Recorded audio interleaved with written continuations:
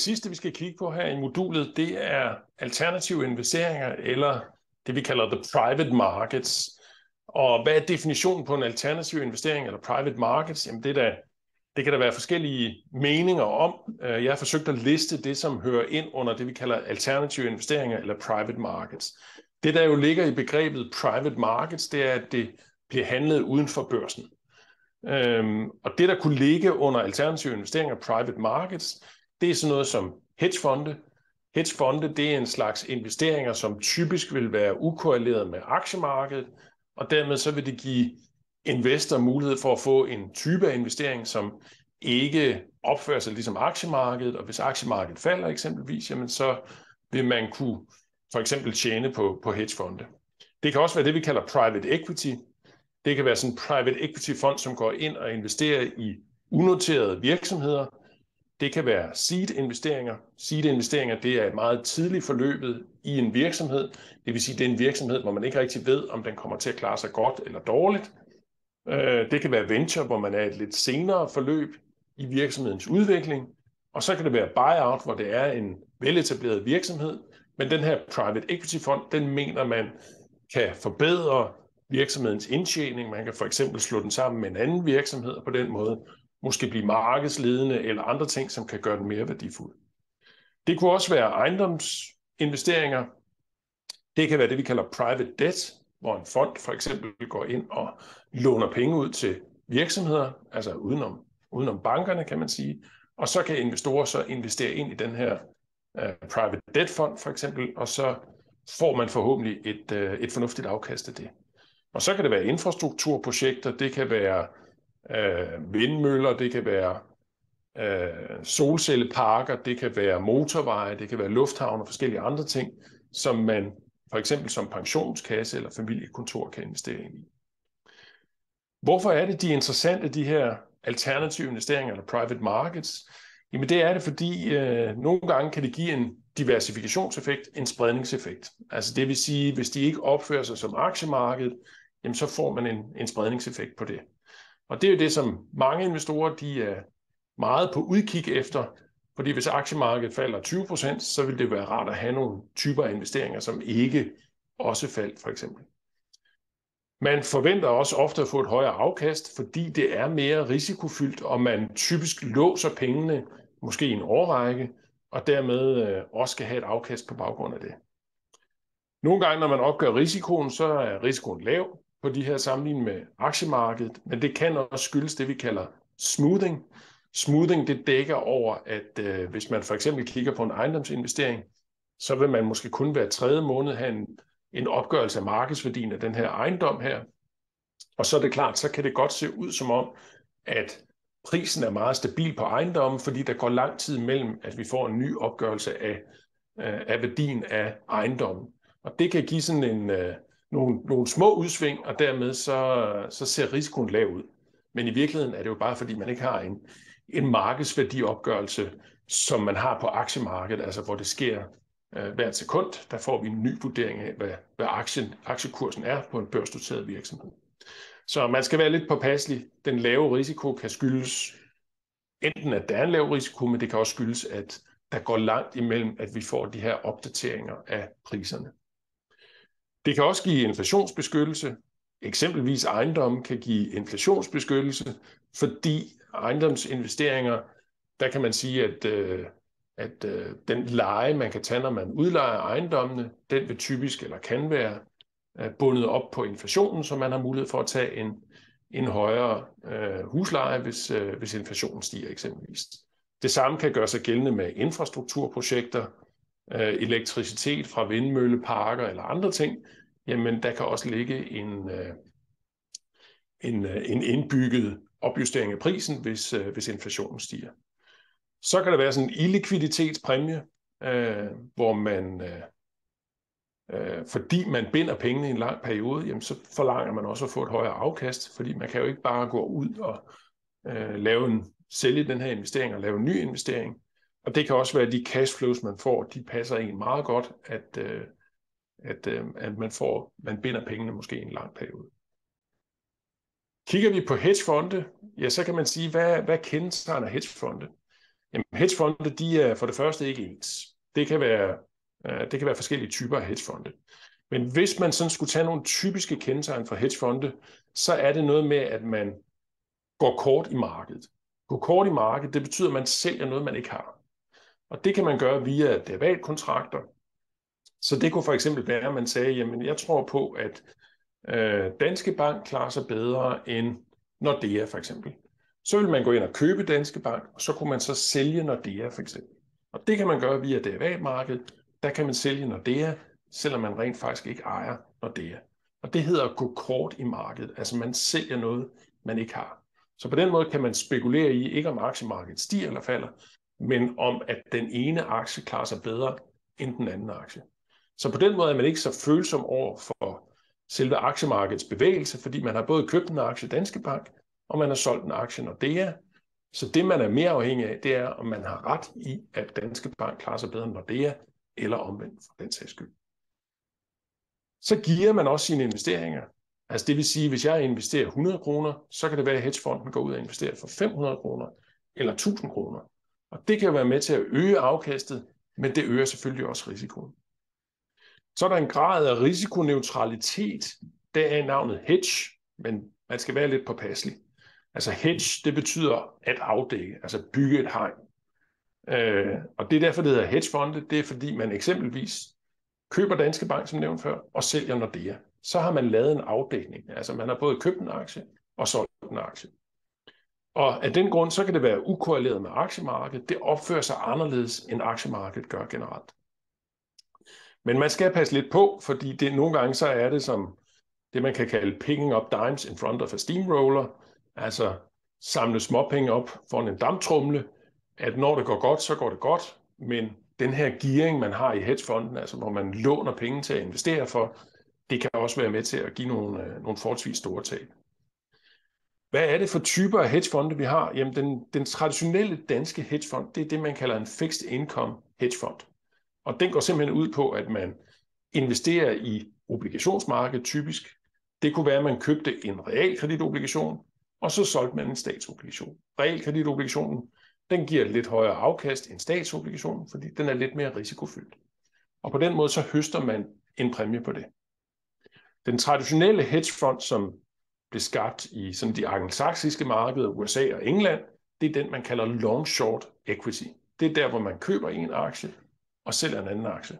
Eksemplet med, man købte Danske Bank og solgte Nordea. Der findes også det, man kalder makro-hedgefonde. Det er nogen, der spekulerer i, at der sker nogle specielle ting, for eksempel med en valuta.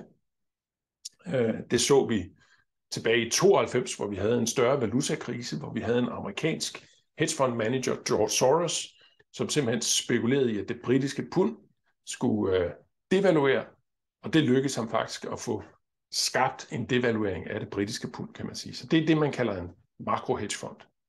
Det kan også være det, man kalder distressed debt, hvor man går ind og måske køber noget gæld, som er misligholdt. Det betyder ikke, at man har tabt alle sine penge, fordi der kan jo være det, man kalder en recovery, altså at man trods alt får nogle penge ud, og ofte så vil markedet måske overreagere, og så kan det være fornuftigt at købe sådan noget misligholdt gæld, og så får man måske mere ud, når boet er gjort op. Vi så det med Lehman Brothers, da de gik konkurs.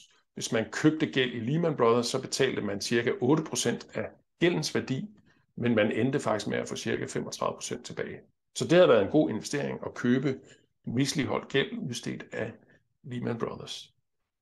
Det kan også være i forbindelse med det, vi kalder mergers, altså overtagelser, hvor man typisk ser, at virksomheder, der bliver overtaget, de stiger måske 30-40% i værdi i forbindelse med sådan en overtagelse, virksomhedsovertagelse, fordi investorerne, de vil selvfølgelig ikke sælge deres aktier, medmindre de også får en eller anden form for gevinst ud af det.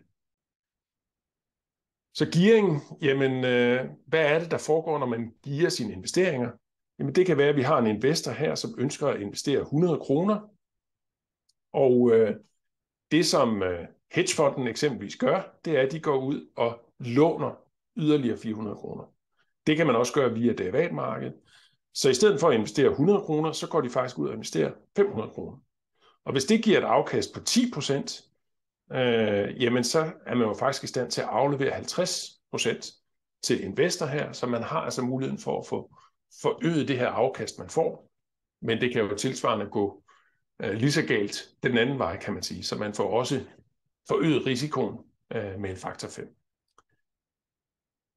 Som sagt, private equity, altså hvor man går ind og investerer i unoterede aktier, det kan foregå på forskellige måder. Det kan være det, vi kalder seed, hvor det er investering i nystartede virksomheder. Der er en ekstrem høj risiko, fordi vi ved ikke, om de faktisk kommer til at producere et produkt, som kunderne vil have. Så dem, der lykkes, der skal man gerne have et meget, meget højt afkast, måske 100 gange den investering, man har foretaget.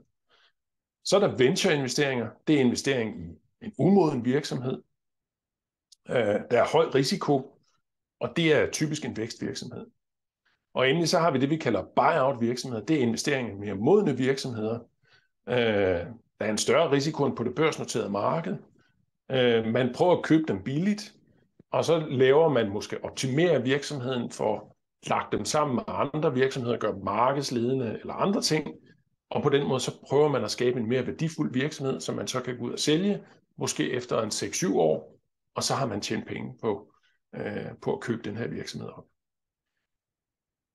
Typisk når man investerer i for eksempel private equity, så er der sådan en klassisk struktur for, hvad man betaler for det. Den hedder 2% plus 20%. Det betyder, at man betaler 2% i det, man kalder management fee, altså det vil sige, de private equity managers, som investerer, de skal have 2% af ens committed beløb eller tilsagn om året. Det vil sige, at vi kan for eksempel være en virksomhed eller en pensionskasse, som har givet et tilsagn på 100 millioner kroner. Det betyder ikke, at man afleverer 100 millioner kroner, man har bare givet tilsagn om, at når den her private equity fond, når den finder et værdigt investeringsformål, så skal man aflevere nogle af pengene. Det kan være, at de beder om, efter det første år, at få 20 millioner kroner, så går den her private equity fond ud og investerer for dem. Så tilsagnet, det betyder, at man kan blive trukket op til de her 100 millioner, i takt med, at man finder virksomheder, som er relevante at investere i. De 2%, de bliver typisk betalt af tilsagnet. Det vil sige, selvom den her private equity fond kun har investeret 20 millioner kroner ud af de 100, så skal man stadigvæk betale 2% af de 100 millioner.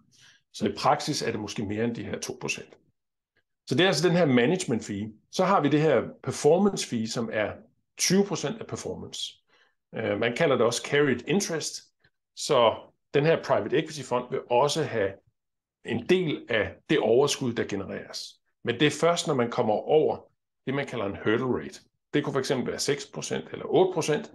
Så de første 6%, kan man sige, eller 8%, der er det investor, som får pengene. Der får man ikke nogen performance fee, men når man så kommer over de her 6 eller 8%, så begynder man så at dele i forhold 20% til private equity manageren, og 80% af overskud til investor. Så man ser typisk de her J-kurver ved sådan nogle private equity investeringer, at i starten, så bliver der investeret kraftigt i den her virksomhed her, og så på et tidspunkt, så skal den her virksomhed være værdifuld, og der går måske de her 6-7 år, før virksomheden er blevet sat sammen med andre virksomheder, er blevet optimeret, så den på den måde giver et højt afkast og godt cashflow. Så kan man også i forbindelse med de her hurdle rates have nogle catch-up rates, og lad mig prøve at illustrere, hvordan det fungerer. Som sagt, man har typisk den her struktur, at 20% af afkastet går til manageren, og 80% af afkastet går til investor. Men så kan man have den her catch-up rate, som det hedder, og den fortæller lidt omkring, hvordan det så fordeles mellem manager og investor, når man når sin hurdle rate. Så en private equity fond vil typisk have en hurdle rate, den kan for eksempel hedde 8%, og det betyder, at de første 8%, de tilfalder investor, uanset hvad der sker. Så de første 8%, det tilfalder altså investor. Manageren får først afkast, når de her 8% er nået, kan man sige. Så hvis der for eksempel er det, vi kalder en catch-up rate på 100%, ja, så betyder det, hvad sker der, når vi når de her 8% her? Jamen det, der så indtræffer, det er, at så skal man fordele det efterfølgende afkast, men i og med, at der er en catch-up rate på 100%, så betyder det, at manageren skal have afkast, indtil manageren har 20% af det samlede afkast. Det vil sige, at de næste 2% af afkastet her, de vil faktisk tilfalde manageren.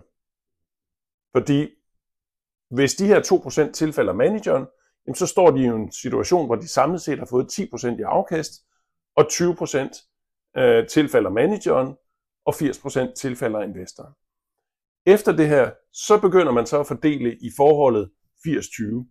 Det vil sige, kommer der afkast ud over de 10% her, ja, så vil det være de 80% her, som tilfalder investor, og så de sidste 20%, de vil så tilfalde manageren, kan man sige. Så det er, hvis det er 100% catch-up rate. Så siger man, så skal man først lige have aflønnet manageren, så de som udgangspunkt har afkast i forholdet 20-80. Og først derefter, så begynder man at dele 80-20 på det efterfølgende afkast. Havde den her catch-up rate været 0%, ja, så havde det her startet allerede på det her tidspunkt her. Det vil sige, så kunne vi godt slette den her del hernede, og så ville man have delt i forholdet 80-20, allerede når vi nåede den her hurdle rate her. Så allerede når vi nåede hurdle raten, så vil man dele det efterfølgende afkast i forholdet 80-20%. Og det er altså ved en catch-up rate på 0%. Man kan også foretage infrastrukturinvesteringer, og infrastrukturinvesteringer, de er blevet populære, fordi vi er i gang med den her grønne omstilling, og det betyder, at der skal produceres masser af grøn energi, altså enten via vindmøller, via solcelleparker, via atomkraftværker eller andre steder, hvor man kan få skabt grøn energi. Og hvis man kigger på det internationale energiagentur, så har de lavet nogle prognoser for, hvor stor skal forøgelsen være af de her grønne energikilder, og der kan man se, at specielt solenergi skal vokse meget kraftigt allerede i 2030 i forhold til 2020, hvis man skal nå målsætningen om, at vi skal være klimaneutrale i 2050, og også vindmølleparker skal forøges ret så dramatisk. Og kigger vi på andelen af elbiler, ja, så kan vi også se, at der er en forøgelse på en faktor 18 allerede i 2030 i forhold til 2020, hvis vi skal nå i mål med at være energineutrale net zero i 2050. Så det her, det var nogle eksempler på private markets eller alternative investeringer. Det vil sige, det er hedgefonde, det kunne være private equity, det kunne være infrastrukturinvesteringer, men det kunne også være ejendom, det kunne også være private debt.